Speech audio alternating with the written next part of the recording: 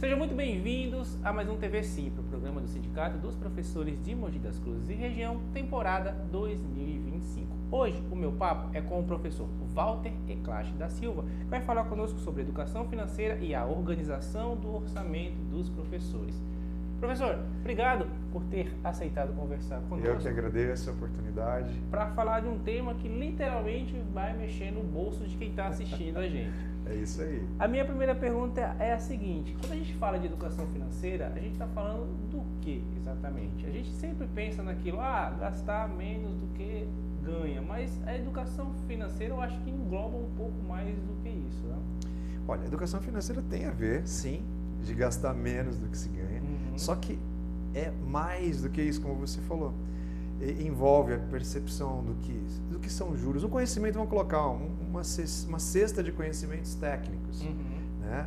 O que são juros simples, o que são juros compostos, a ideia de você guardar dinheiro para comprar um bem lá na frente, de você pagar o cartão de crédito, por exemplo, na data que vence a fatura.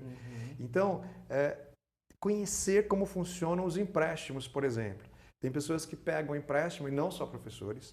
O que é interessante é o que nós vamos falar aqui, não é exclusivo de professor. Sim. É um tema, finanças pessoais, finanças da família, como eu gosto de chamar, atinge todos, a todos. Então, muitas pessoas contraem empréstimos, ou usam cartão de crédito, ou financiam um carro, uma casa, sem conhecer a mecânica do contrato. Por exemplo, eu estou nem falando de parte jurídica. Como é que é calculado lá, o juro de uma tabela saque ou tabela price para comprar casa. E às vezes até assusta o termo, né? O que é tabela price ou saque? Tudo bem que a gente vai na internet, descobre tudo, mas quando você vai lidar com dinheiro, e a gente lida com emoção com dinheiro, não tem jeito. Você acaba, muitas vezes, até sabendo como analisar, e você analisa de uma outra forma, não racionalmente, mas pela emoção. E tem aqueles gastos que são imprevisíveis, né? Eu vou te dar um exemplo pessoal e simples meu que aconteceu hoje exatamente. Eu trabalho com comunicação e, obviamente, eu preciso fazer gravações e etc. Eu tenho um equipamento que eu utilizo para isso. Hoje de manhã descobri que esse equipamento deu um problema e eu vou precisar fazer um investimento, comprar um novo equipamento. Eu não posso esperar me programar para comprar daqui a 3, 4 meses. Eu preciso para ontem de manhã. E aí eu vou precisar fazer um gasto por impulso. Esses gastos por impulso, eles afetam hoje muito os orçamentos das famílias? Muito, muito. Tem uma pesquisa da Confederação Nacional do Comércio. Todo mês eles divulgam essa pesquisa. A gente vê nos jornais, na televisão, na internet, eles falando, olha, aumentou o endividamento da população. Chama-se PEIC, Pesquisa de Endividamento e Consumo Inadimplência, né? Essa pesquisa, ela mostra, isso é um dado histórico, que por coincidência eu estou ministrando pela faculdade onde eu trabalho, um curso de finanças. E a gente falou essa semana e semana passada dessa pesquisa. Então eu estou com os números frescos na cabeça. Já faz mais de 2 décadas que o brasileiro, em termos de Brasil, mais de 60% das famílias têm endividamento. Esse número está batendo mais de 70% já há alguns anos por essa pesquisa PEIC. Então, uma das questões dessa pesquisa é que o cartão de crédito é onde mais as pessoas se endividam. E uma questão muito complicada. O cartão de crédito, junto com o cheque especial e junto com empréstimos com financeiras, são as taxas de juros mais altas do mercado. E aí o que acontece? Compra de impulso, na sua pergunta. O cartão de crédito é um dos campeões. Tem cartão? Eu vejo como que eu pago depois. Parcela no cartão e a pessoa vai e compra. Eu quero falar, a gente vai falar especificamente do cartão de crédito, mas você citou esse número do endividamento. Há 2 décadas que se mantém em 60%. Esse foi o número que você trouxe. Porém, muito do crescimento do país, do PIB, é baseado no consumo. Sim. Então, eu não vejo com clareza como que essa realidade pode mudar. Minha pergunta, pode mudar? Existem formas mais saudáveis de endividamento, uma vez que isso é, de certa forma, estimulado pelas políticas públicas para que você Sim. vá lá e gaste mais. E, de novo, isso é uma realidade só do Brasil? Existem outros países que têm essa mesma realidade e como eles lidam com essa questão? Então vamos lá. Os governos, independente de qual seja a visão política, eles vão buscar estimular o consumo.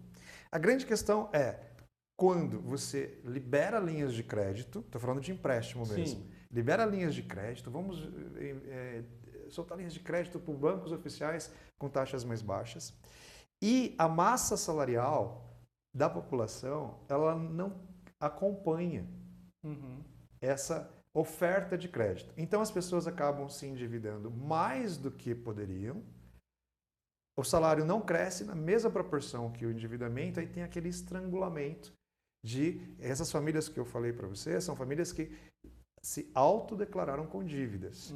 Desses aí, cerca de 30%, 27%, 28% nas últimas pesquisas, se autodeclaram que têm dívidas em atraso. E desses 10 pontos percentuais, 11 pontos percentuais, sempre pontos percentuais, dizem que não vão ter como pagar as dívidas. Então, vai se estimular o consumo? A melhor forma é geração, fomento da economia, geração de emprego, criação de desenvolvimento econômico em consórcio com as linhas de crédito. Agora, se a indústria, o comércio, os serviços, eles não avançam economicamente, empregos não são gerados em quantidade suficiente e você dá de um lado crédito, daí acontece isso. Aí você perguntou se isso acontece em outros países. Sim, isso acaba acontecendo em outros países. Países que têm uma classificação, não gosto muito, que dizem subdesenvolvidos ou em desenvolvimento, tem uma característica parecida, tá, com a do Brasil. Mas o Brasil é um dos campeões de taxas de juros mais altas das instituições financeiras.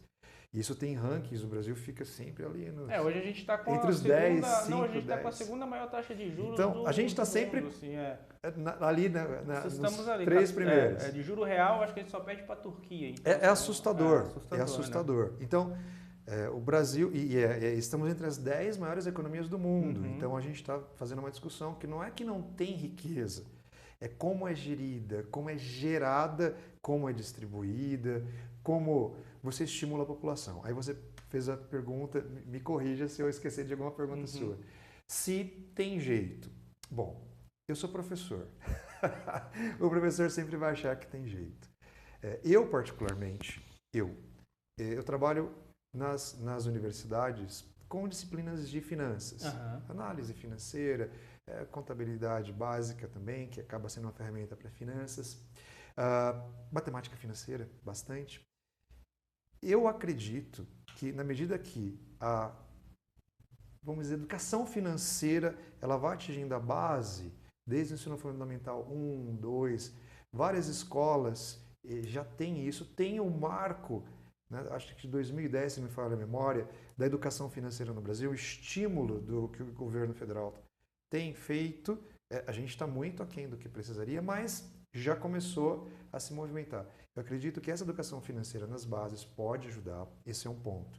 Segundo, eu gosto muito, pessoal e profissionalmente, de cooperativismo. O cooperativismo de crédito, vou falar da minha área, né? Que é a minha área financeira. Né? Que eu trabalho como professor de finanças, mas atuo no mercado já há mais de 25 anos também na área financeira, em indústria, em banco. E eu vejo que o cooperativismo de crédito, hoje a gente está falando aí de cerca de quase 20 milhões de brasileiros que estão envolvidos de uma forma ou de outra com o cooperativismo de crédito. Ele pode ser uma mola propulsora de crescimento. Por quê? As taxas de juros são menores do que os bancos em geral, financeiras. Existe uma menor assimetria de informação, ou seja, a cooperativa conhece muito mais o seu cooperado do que o banco conhece o seu cliente. Então a inadimplência acaba sendo menor.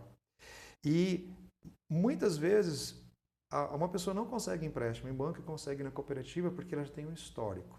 Se a gente pegar a história do cooperativismo de crédito e do cooperativismo em geral, não só de crédito, em vários países, como Austrália, Inglaterra, Alemanha, lá quando começou o cooperativismo, em 1844, em Rochdale, na Inglaterra, a gente viu que ele foi uma mola de crescimento, propulsora de impulsionar o crescimento econômico.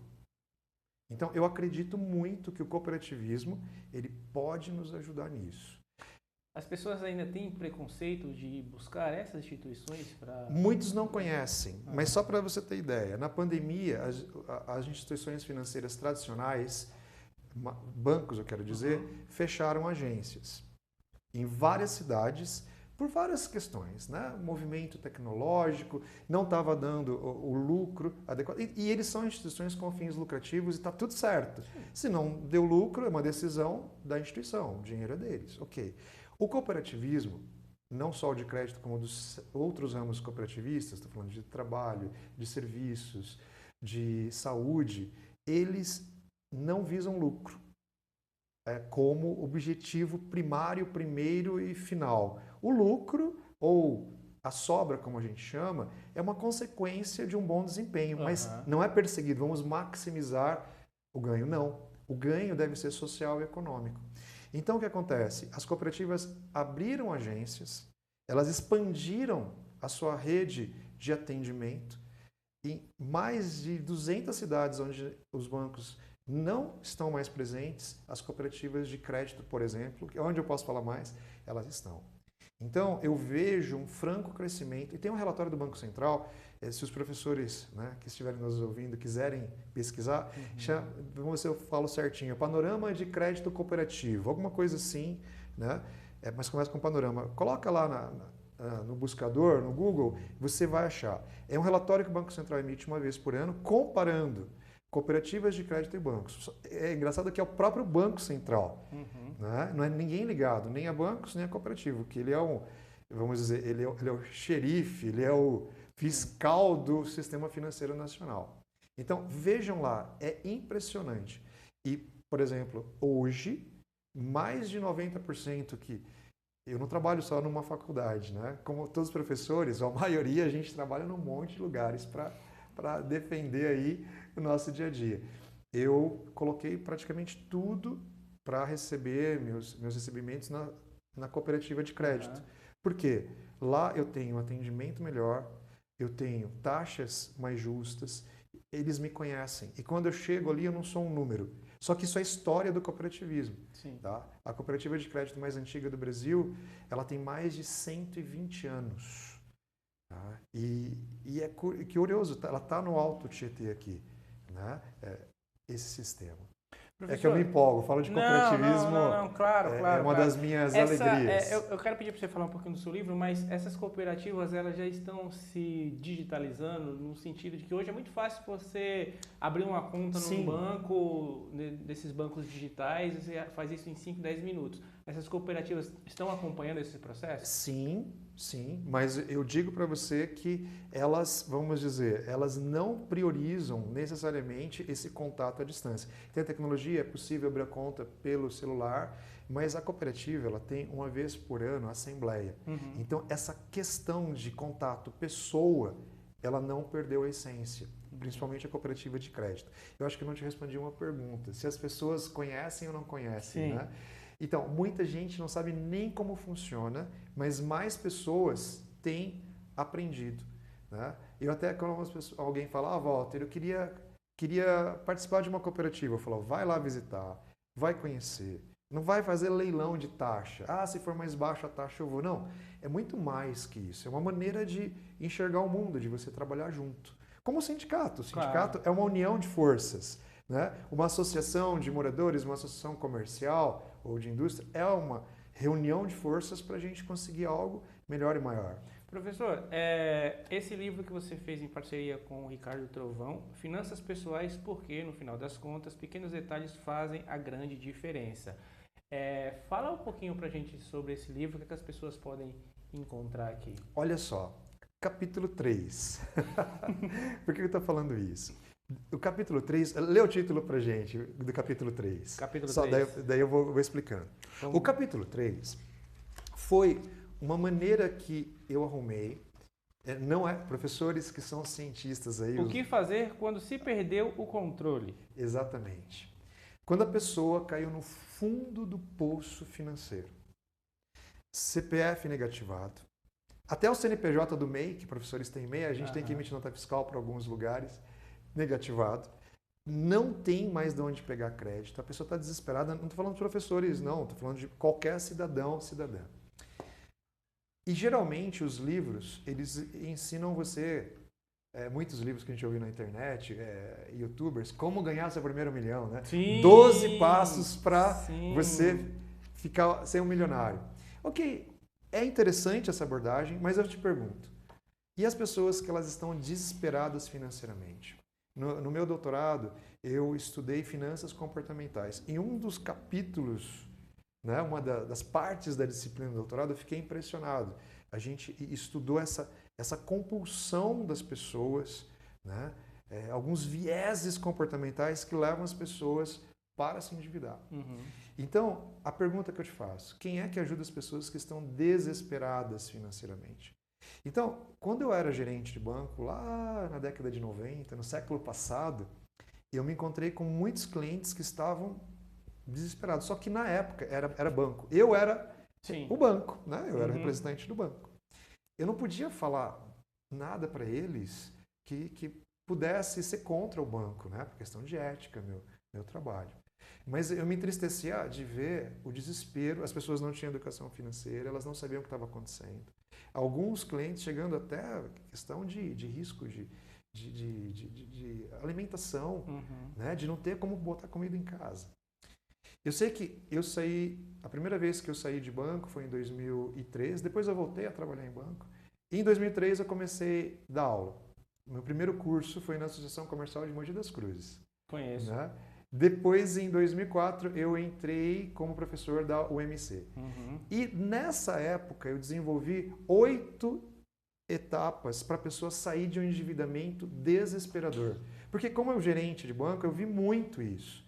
E aí eu elaborei e eu aplicava isso com alunos, aplicava com pessoas, né? E dava certo. E daí o Ricardo Trovão e eu, nós desenvolvemos esse livro e um dos meus capítulos preferidos é esse. Você me perguntou sobre o livro, eu falei sobre um capítulo. Não, tem mais coisas. Claro. Mas aqui no capítulo 3 tem você falou que são 8 passos, mas tem o passo 2 e tem aqui o passo 3 que me chamaram a atenção. O passo 2 é mapeie o problema. Às vezes é difícil para você sozinho mapear o problema. E aí, como é que você faz? É difícil, aparentemente. A pessoa, quando ela está endividada, ela vê o mundo com outras cores. Quer ver, é fácil de entender. Quando a gente vai a um velório, morre alguém da nossa família, a gente vê tudo de uma forma diferente. Com uma lente da tristeza. A pessoa endividada, ela parece que está num estado constante de luto. Ela tem vergonha de estar endividada. Que a gente acha que é endividado, não, é safado, não quer saber de pagar. Não é verdade. Não é verdade. A maioria esmagadora das pessoas que estão numa situação financeira desesperadora... Querem pagar. Elas querem pagar. Essa visão de que assim, o devedor ele não é honesto, não é verdade. Pode ter uma fatia de pessoas que fizeram isso de propósito? Pode. Mas a maioria dos que eu conheço não são. Então a pessoa ela vê o mundo de uma maneira assim, totalmente distorcida. É a realidade com que ela vê. Né? Então ela acha difícil. Quando eu ministro um curso, e uma vez por ano, agora está sendo 2 vezes por ano, eu ministro um curso, geralmente é presencial, nós estamos fazendo online, gratuito, aberto a todas as pessoas, inclusive ontem foi a segunda aula, são 5, e uma das partes do curso é explicar como fazer esse mapeamento do problema. O que é isso? Faz uma lista de todos os credores, pessoa física e jurídica, separa essas 2 listas, veja quanto você deve para cada um, pode ser no papel mesmo, tá? E aí a pessoa precisa se organizar para começar o pagamento.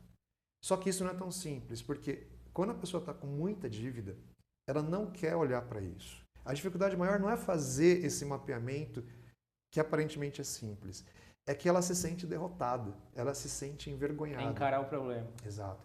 Às vezes, eu não sou psicólogo, né? Eu sou alguém da área financeira, um administrador financeiro.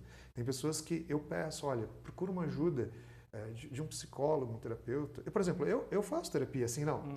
Eu recebo, né? Eu tenho uma terapia semanal que alguém para me dar apoio, né? Não é vergonha nenhuma hoje, né? Sim, Então eu sim. falo para as pessoas, olha, procura ajuda, que às vezes é tão profundo o problema dela que com algumas orientações que eu dou não é suficiente. Uhum. Mas muitas pessoas se organizam. Quando você fala, descubra o tamanho do seu cobertor, o que isso quer dizer? Vamos lá. Esse é o título do capítulo que eu peço para as pessoas fazerem um levantamento dos gastos delas mensais. Uhum. Acredite, muita gente não sabe para onde vai o dinheiro. A gente fala, não, Walter, isso não é verdade. É verdade. A pessoa que ela está no endividamento crônico e tem uma figura que a gente até estuda na literatura de finanças, o superendividamento, um fenômeno. Uhum. Inclusive, em alguns países da Europa, existe uma política pública para resgatar essas pessoas do superendividamento, porque elas acabam onerando o sistema de saúde e elas não produzem mais economicamente. Então, a pessoa quando está nisso, ela gasta e não sabe nem para onde vai o dinheiro. Uhum. Então, nesse passo, a gente orienta a anotar todos os gastos ou tudo que você passar no débito, no crédito, porque às vezes você vai na padaria, está lá, João Manuel Limitada, você não lembra que era padaria. Uhum. Então, anota tudo e a gente ajuda, né, por meio de curso, ou o livro, ou pessoas que vêm conversar conosco, a organizar isso. Agora sim, Walter, existem até ferramentas hoje que ajudam a fazer esse tipo de anotação que facilita, você não precisa necessariamente caneta e papel. Tem aplicativos no celular que te ajudam a fazer isso, anotar o valor do cafezinho e tal. Inclusive tem um livro de um guru aí que fala do 0 ao milhão sem cortar o cafezinho. Bom, mas isso é outro papo. A gente vive num país que remunera muito mal os seus trabalhadores. Sim. Né?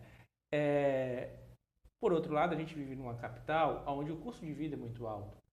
Então, como que você vai ter um controle das suas finanças, como você vai ter uma vida financeira saudável, sendo que você necessariamente vai ter que gastar 70%, 80%, até 90% da sua renda com o básico. Aluguel, alimentação, escola e vestimentas, por exemplo. Eu não estou nem considerando lazer nessa conta.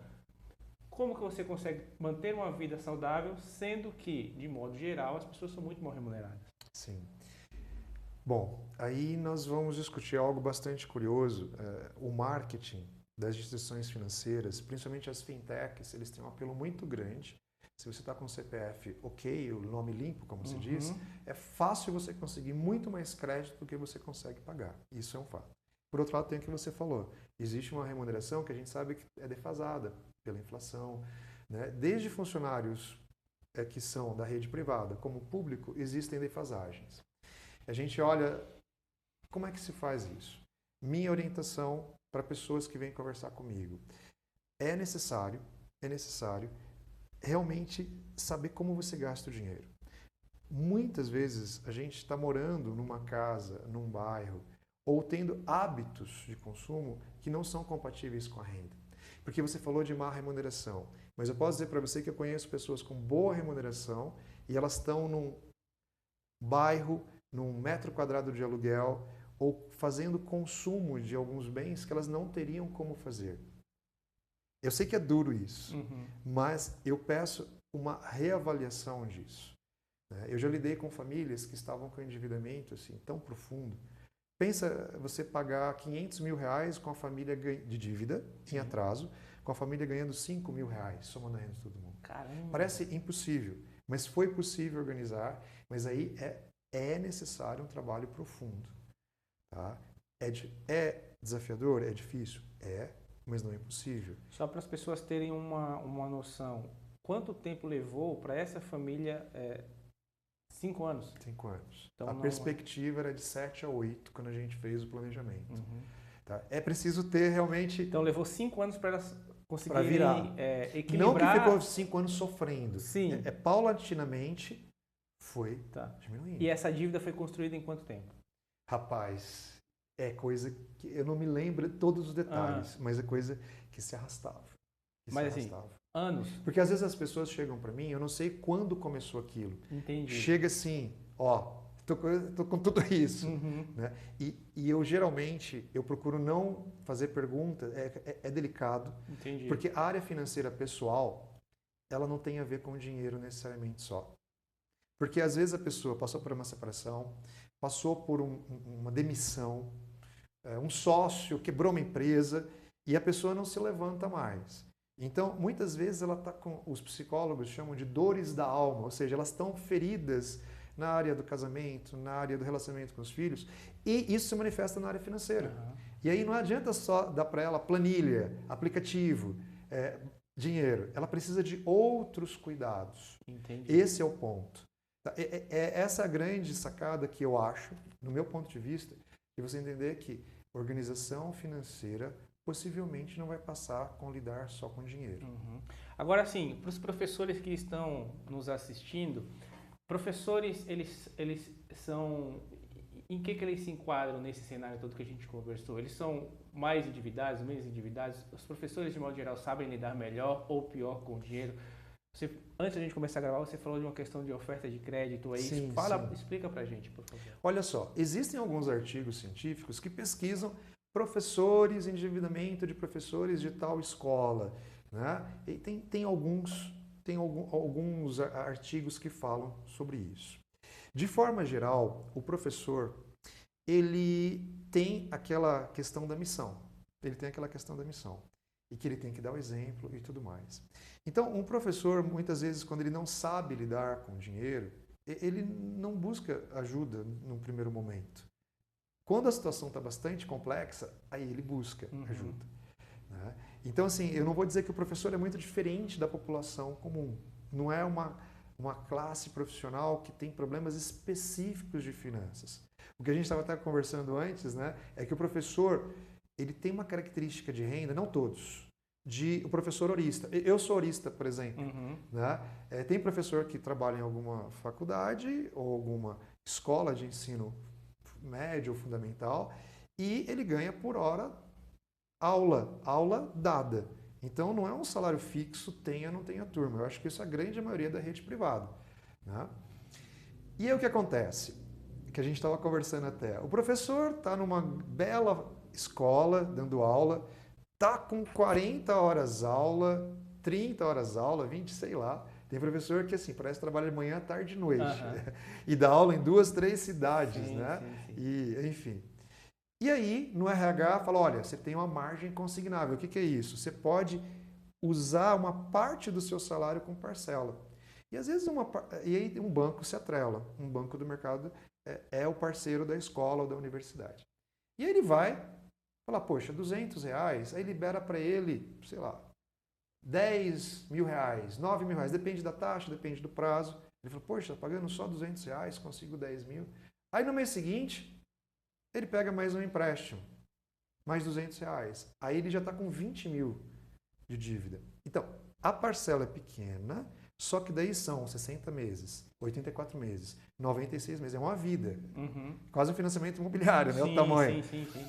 E eu já conheci professores que chegou uma hora que a dívida, ele estava totalmente comprometido na margem consignável, né? E não tinha como sair daquilo, porque como é que quita? As parcelas são até baixas, mas o valor total a ser pago em 5, 6, 7, 8 anos é imenso. Então, e daí no ano seguinte fecha a turma. No ano seguinte, olha, vai diminuir a sua carga. Essa turma não se formou. E o professor, ele fica com menos renda e a dívida permanece. Tá? Então, o professor, ele às vezes pode construir a sua renda por aumentar o número de aulas, mas a gente sabe que isso não é fixo. O mercado, ele oscila. Eu lembro na pandemia, muitas professoras e professores de educação infantil, assim, as escolas, muita gente tirou o filho, vou deixar assistindo aula pela internet, ele fica em casa. Aí a escola fechou turma e o professor ficou desesperado. Né? Então, assim, é algo bastante preocupante, né? Essa questão de não se planejar para contrair uma dívida. Tem dívida saudável? Você me fez a pergunta e eu não disse. Sim. Tem. Dívida saudável que eu sempre falo. A casa própria. Um carro bem planejado. Tá? E não um carro que você não aguente pagar parcela. Eu sempre falo, pessoal, vai fazendo degraus. Compra o carro que você consegue. Né? Eu sei que o vizinho tem um carro melhor, o professor estaciona um carrão do lado, você tem vontade. A gente é ser humano. Não adianta... A comparação é inevitável. Existe. Né? Então, eu sempre falo, gente, valoriza o que você tem. Né? Tem alguns princípios que eu trabalho com as pessoas com que estudam comigo, alunos, né, em empresas. Falei, gente, uma orientação muito antiga do Oriente Médio, que eu gosto muito de finanças do Oriente Médio. Valorize o que você tem. Desde roupa, móveis, seu carro. Cuida bem, faz aquilo render para você. E depois, quando você tiver o momento, você troca. Mas a gente, às vezes, é impulsionado a fazer trocas que não são necessárias. É isso. Né? Para a gente encerrar, Walter, em que momento eu tenho que procurar um consultor financeiro? Eu entendo que na maioria das vezes as pessoas chegam em você com a água já passando do pescoço, mas você como profissional, em que momento você aconselha que as pessoas procurem profissionais como você? Eu vou falar do ideal. O ideal é antes de contrair um empréstimo. Antes de contrair um empréstimo. Por quê? Para analisar contratos? Para analisar contrato, analisar parcela. Eu já vi pessoas que iam assinar um contrato de imobiliário de 20 anos. Isso aconteceu até... Um funcionário de uma das universidades que eu trabalhei falou, ô Walter, dá uma olhadinha aqui, o que você acha dessa ideia? Só que eu não sei se ele já tinha assinado o contrato ou já tinha dado entrada na documentação. Era um contrato de financiamento imobiliário ligado ao IPCA. O IPCA é um índice de inflação. Ele tem sido historicamente muito mais alto do que a TR, que é a taxa referencial, que é geralmente o que se usava, que se usa ainda no financiamento imobiliário. E ele tinha entrado em poupança mais IPCA. A poupança, em média, 6% ao ano. O IPCA, agora, pelas notícias, a previsão é que feche em mais de 5%. Pensa, um financiamento imobiliário ia fechar conta de padaria, 11% no ano. Para financiamento imobiliário, é caro. Para um trabalhador que está numa função ali que não vai ter perspectivas de dobrar a renda. Aí, quando eu analisei, eu falei, olha, é uma escolha sua. Né? Eu sei que ele conseguiu desfazer o contrato e optou por uma outra modalidade. Mas aí, só para as pessoas entenderem, desmistificar um pouquinho o medo de procurar profissionais como você ajuda a entender o contrato, você dá dicas para essa pessoa renegociar? Como eu não sou advogado, o que eu faço? Eu mostro para ela como é que vai ser calculada a parcela, como aquilo pode crescer ao longo do tempo. Que hoje a parcela, legal. Eu falei, mas e se disparar a inflação? O IPCA. Então, e aí, o que você faz? O seu salário ele é reajustado todo ano pelo IPCA? Não necessariamente. A gente tem categorias que estão sem reajuste, nem reposição da inflação. Então, eu ajudo a pessoa a olhar, ela não é para ela depender de mim ou de qualquer pessoa. Ela precisa olhar para o que está acontecendo. Entendi. Quando você olha para o que está acontecendo, para a sua conta corrente, para a tarifa, você começa a administrar melhor. Geralmente, os maiores sustos acontecem quando a gente acha, eu nem vi minha conta, o contrato confio no gerente. Não que o gerente seja desonesto, eles são honestos, mas o contrato está ali. Sim. Então, a pessoa precisa olhar. Quando você olha para o que você tem, para o seu contrato, sua conta corrente, suas finanças, a coisa muda. Tá? A distração é a maior inimiga aí da gestão financeira pessoal. Walter, onde as pessoas encontram esse livro, Finanças Pessoais? Porque, no final das contas, pequenos detalhes fazem a grande diferença, da editora BOC, é isso? BOC, editora BOC. Olha, esse livro pode mandar para mim uma mensagem lá no LinkedIn, que é a rede social que eu mais uso. Né? Eu até falei aqui para o Pedro, eu sou professor, né? Professor, nem todo professor é expert em redes sociais, então eu uso sempre o LinkedIn. Então, quando alguém precisa de um livro, manda uma mensagem e aí a gente tem como providenciar o livro para a pessoa. A gente vai colocar o seu LinkedIn aqui no GC, Walter Eclache. Professor, obrigado por ter aceitado. Eu que agradeço. Conosco. A casa é sua, volte sempre. Esse assunto é sempre pertinente, então, em outras oportunidades que você quiser voltar aqui, as portas estão sempre abertas. Agradeço muito. E para vocês que ficaram aqui até o final, eu quero agradecer a paciência e a parceria de sempre. Eu tenho certeza que você ficou com alguma dúvida, então manda para a gente, que a gente encaminha para o professor Walter e eu tenho certeza que ele vai responder com o maior prazer. Muito obrigado de coração pela paciência e pela parceria de sempre. Eu espero ver todos vocês na próxima. Tchau, tchau.